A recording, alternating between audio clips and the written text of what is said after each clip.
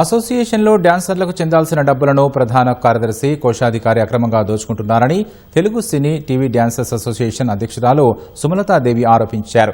అక్రమాలను ప్రశ్నించినందుకే తనపై ఆరోపణలు చేస్తూ కార్యవర్గ సభ్యులు 7 రాజీనామా చేశారన్నారు. రాజీనామా చేసిన వారి స్థానంలో కొత్తగా ఎన్నుకునేందుకు లేబర్ యూనియన్ నిబంధనల మేరకు రహస్య ఓటింగ్ నిర్వహించామని పేర్కొన్నారు. ఆ సమయంలో అవగాహన లేని కొంతమంది డాన్సర్స్ తనపై అసోసియేషన్పై తప్పుగా ప్రచారం చేశారని సుమలతాదేవి వివరించారు.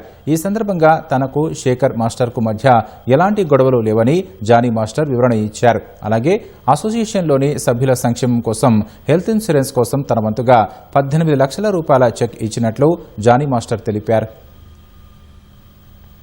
అసోసియేషన్లో ఇన్ఛార్జీలు ప్రొడ్యూసర్స్ దగ్గర ఒక అమౌంట్ తీసుకొని మా డాన్సర్స్కి ఇంకొక అమౌంట్ అనేది ఇవ్వడం జరుగుతుంది. మెయిన్ అదే ప్రాబ్లం.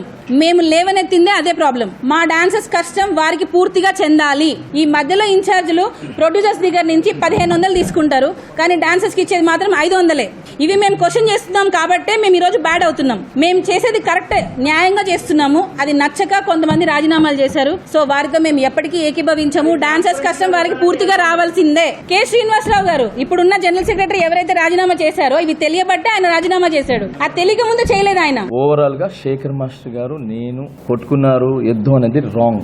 ఇది చిరంజీవి గారు జానీ మాస్టర్ గారు శేఖర్ మాస్టర్ గారు కూర్చొని బోన్ చేస్తారు. శేఖర్ మాస్టర్ గారికి మిగతా మాస్టర్ గారికి నాకు ఎటువంటి గొడవలు లేవు. మేము ఇలా హ్యాపీగా అన్యోన్యంగా ఉంటాము. అండ్ దానికి ఫుల్ సపోర్ట్ చిరంజీవి గారు ఉంటారు.